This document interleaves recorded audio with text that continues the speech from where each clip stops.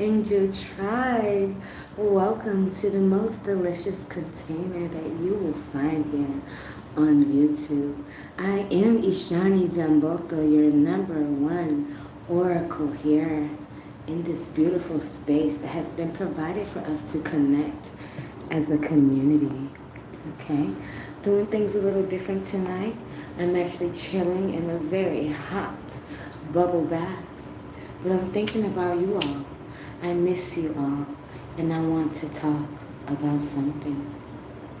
I want to talk about the courage to dive into and to allow the most beautiful relationships to blossom for you in your life, right? Because there are times when we come across these very special encounters and it's like, is this something I should be taking a very deep dive and leap into? Or should I be settling with the bounds that I'm used to?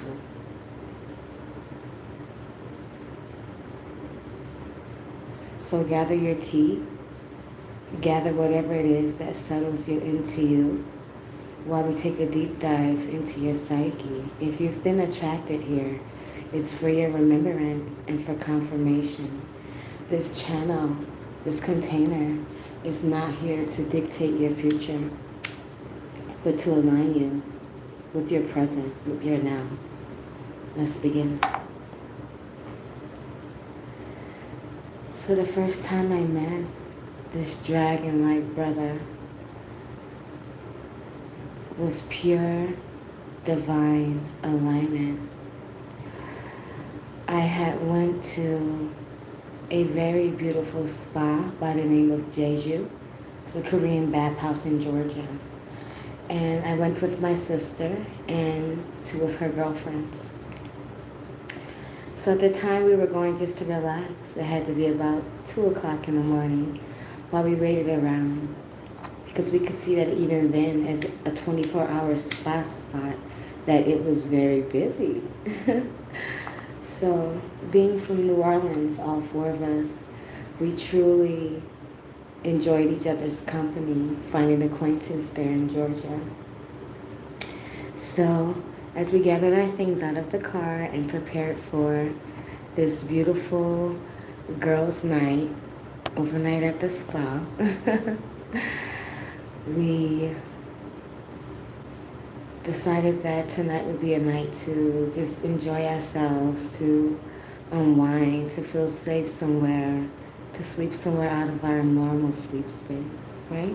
But this place, if you get a chance to look it up, is JEJU Sauna and .com, I believe. And the beautiful inside of it, besides seeing some of what's available as additional extracurricular activities to do in the building, reflexology, your hair, your nails. Like, they have really expanded this place. But the main central business there is the Korean bathhouse, which allows both men and women to enter, but they're not allowed to share bathing sides. So there's a separation there. Clothing is optional at a certain point, and clothing is non-optional at a certain point in this facility, okay? But there is a community area where the men and women do gather, clothe, and this is where I met this dragon brother, okay? So to tell you more about this night, we entered Jeju and received what we needed to head to our lockers and put away our belongings.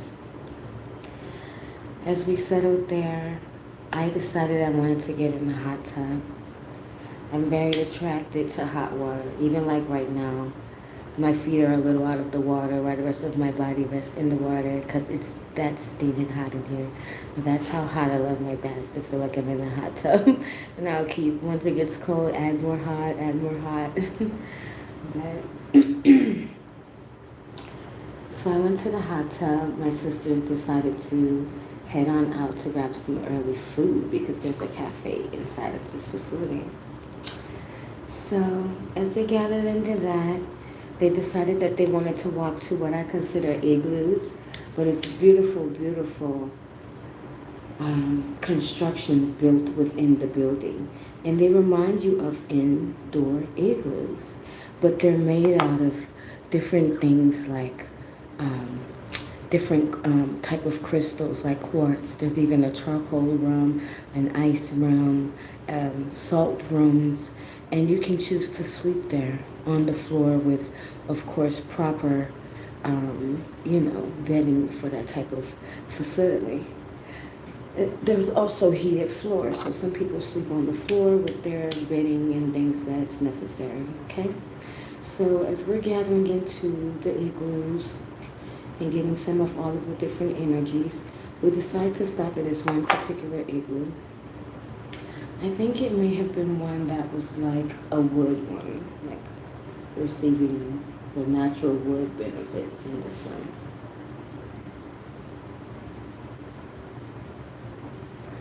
And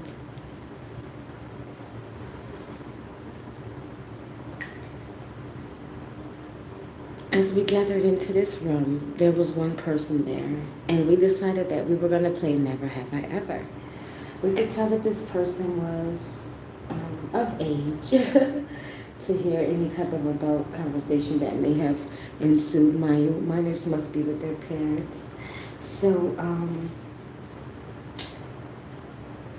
as we sat there and gathered our giggles, we all got a few fingers up and down because we've did a few rounds of Never Have I Ever, and we've all busted out because my sister goes, Never have I ever ate ass, and then we all start laughing because of her giggling so hard that she's trying to get out that she's never eaten a booty like groceries. So, we're all, still keeping our finger up. We ain't ate no ass yet either. So, the person who's in the room turns out to be a young brother. And he says, I got one. And mind you, I didn't know of us giggling, having our game in this place that's meant for meditation and peace, if it would be a disturbance. But I knew that if it would, someone would speak up for themselves, or that we would excuse ourselves if we had just thought we gotten too loud. So the person came out of nowhere like, I got one, with his masculinity, and I was just like, oh shit, he about to join the game. And he goes, Never have I ever not healed my childhood traumas. And then a few of us started saying like, oh, like, yeah, we did that, blah, blah, blah, blah, blah. And I don't know, that just made me really take a understanding to like, I had things to heal within that small sequence and interaction with that brother. So as we're about to leave from that particular igloo, we've laughed. We finished Never Have I Ever. That was the only input I believe that the young man had given. And I just found it so delightful that someone even wanted to join in on our game, our shenanigans, right? So we're getting ready to leave out, and I decided to ask the young man a question. I said to him, hey, how is it on the men's side? I read reviews about how other men feel going to Jeju, and Atlanta is pretty known for what it's known for. So some men feel uncomfortable being looked at by men who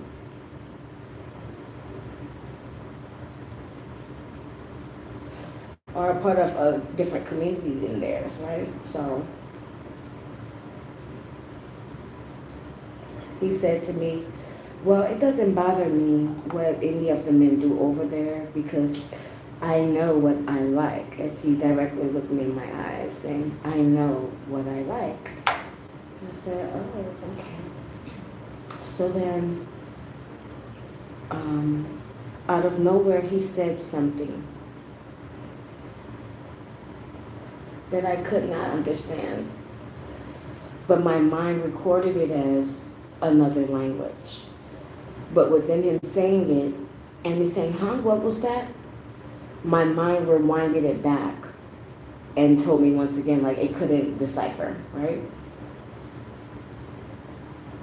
So he goes, oh, I'm sorry. Sometimes I speak another language. So I said, oh, okay. because I rewinded it back, but I couldn't understand. And from there, he began to talk about downloads and uploads, and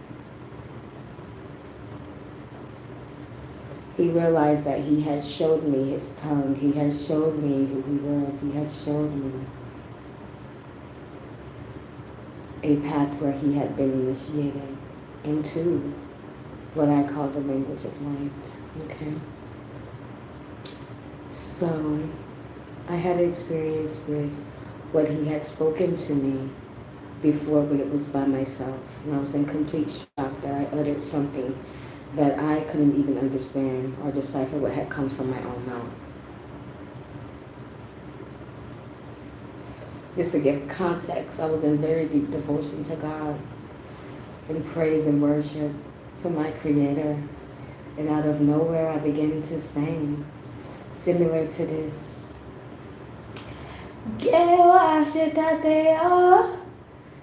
And I sit there and not understand what just came out of my mouth. I covered my mouth as if I had blurted the secret of 1,000 lifetimes. Okay? I was ashamed of what I had spoken. I was astonished. I was surprised. I was in pure shock by hearing myself express myself in another tongue that I had never, ever heard in my life. Besides, perhaps, maybe, in the church as I left as a child, as my mother fall into tongues of the Holy Spirit. Okay? So understand that. So,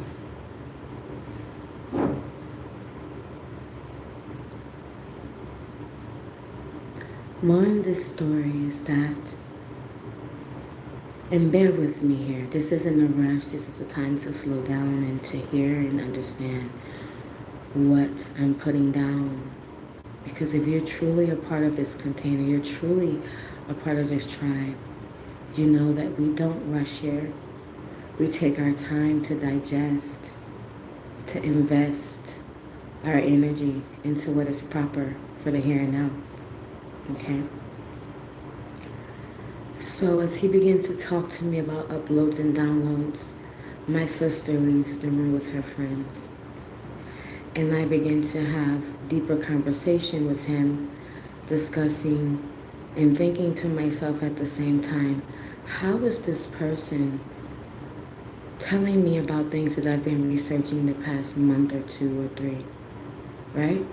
Things about uploads, things about downloads, things about DNA upgrades due to me seeing the cardinal all of the time, okay? DNA transformations. This is possible for all of us, okay?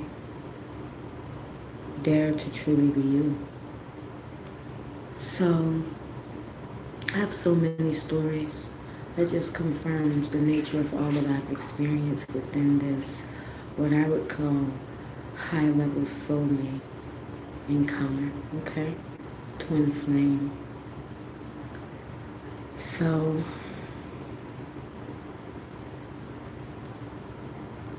after a while of speaking to one another in English, I noticed that I've been speaking to him for a while because my sister, she comes to get me. She comes to look for me. And I realized that I've taken a bit too long to finish my conversation. So I say to him, hey, we can exchange numbers if you like. I need to head out. But I would love to finish this conversation because I'm just very forward and honest, you know. It doesn't always have to be the guy to speak up. And honestly, because we're nothing more than acquaintances, you know, I just wanted to speak more to someone about these new learnings of the self, of the soul, of this journey that I was experiencing that they had spoken out of their own mouth to me just a few months after my own research of it, okay? Inner and outer research. So this person said, Sure, yes, we exchanged number, and he left his number in my phone, and his name was so strong, it stood out so definitively, as if I have met him in ancient lifetimes, okay? A very strong name, okay?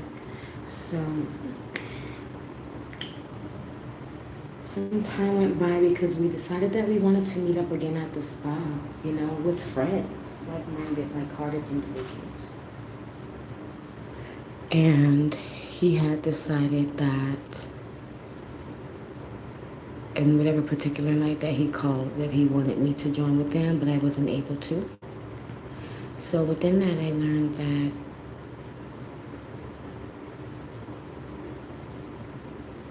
hmm, there's parts of this story that I should not be sharing. So I will skip to the part of when he went out of town and had come back. And we had a few different experiences with each other. But one that stood out most prominently is that night we had decided to get a hotel, okay? Because he was staying with family and I was as well at the time. This was about 4 to 5 years ago now. And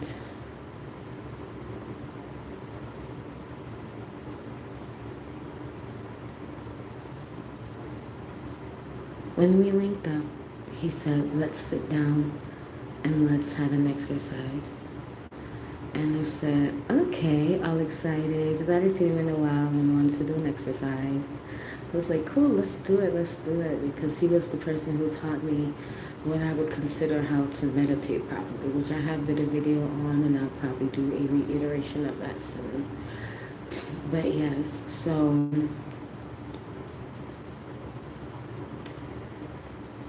we were sitting on the bed, and he said to me, we're going to eye gaze. And I said, okay, so how does it work? He said, simply, you're going to look into my eyes, I'm going to look into yours. I said, okay, let's do it. So, on a countdown of five, we locked eyes. And as if I was standing outside, and this is what my spirit guides are showing me right now, as if I was standing outside and I had recorded from dusk to dawn, or from dawn to dusk, it doesn't matter, but to show how the reflections and refractions of light reflect on someone's face throughout different hours of the day, okay? This is what I begin to see, different speckles and sparks and pops of different textures come in as I'm staring into his eyes only. And as he's staring into mine, I don't ask him anything about his experience of what he saw as he stared into mine, as in, the sense of how I've just described it, but that's how I saw it, as like phrases and fractals of a certain and particular thing. So as we're stopping our gaze, I'd say we gaze for about 50 seconds. And on the countdown into that minute, because this is how fast it all happened, he was like, so, and on the countdown, the end of the countdown, we're going to say what we saw. And I said, okay. So he's like, 3, 2, 1. And we both said, a dragon, at the same time. Could you imagine how explosive that is? To sit and stare with the divine masculine in the eye, and you both see how ancient one another both are, how divine, how primordial, how powerful, how transformed. Okay? There's a reason we were both allowed to see that.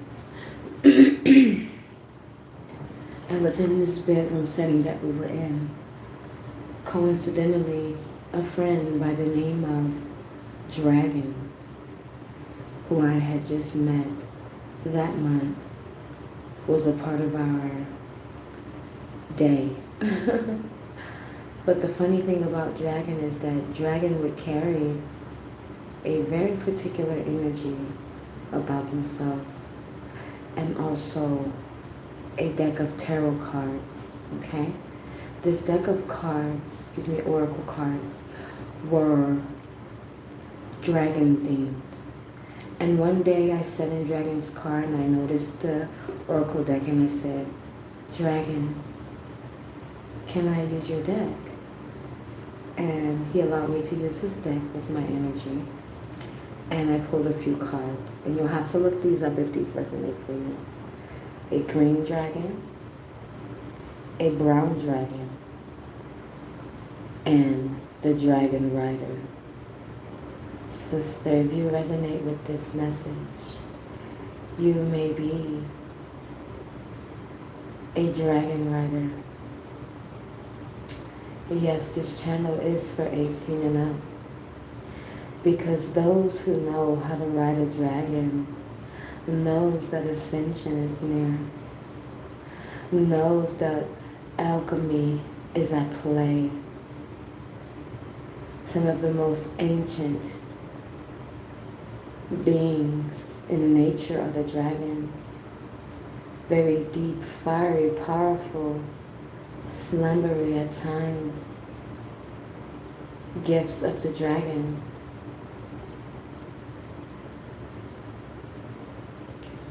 When I met Dragon described to me how, as I sat in his energy with not a flinch, not an ailment, not a misunderstanding of whom he is or has become, he said to me,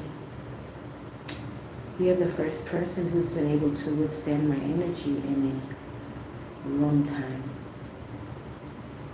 And I found that to be very powerful and magnetic because I had already felt deeply guided and had already started doing very deep research on dragons.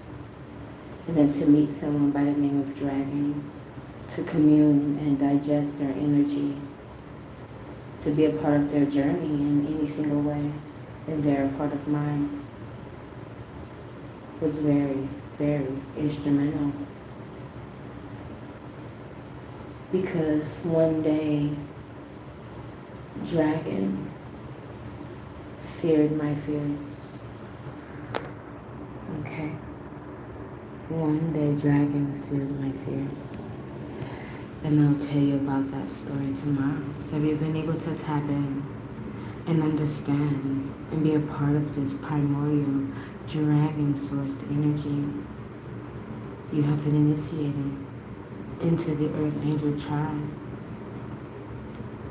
into deep and defined ascension, your highest destiny. So I'm signing out here. I love you as much as I can give love to me. I command a beautiful, bodacious day for you. A bright and in tune and aligned present and future. Ashe, ashe, ashe. With love. Once again, I'm Ishani. Like, share, subscribe, especially if this message resonated for you. I want to know that there's others who have experienced the dragon energy on this 3D earth realm and were able to access its 5D essence. Love you.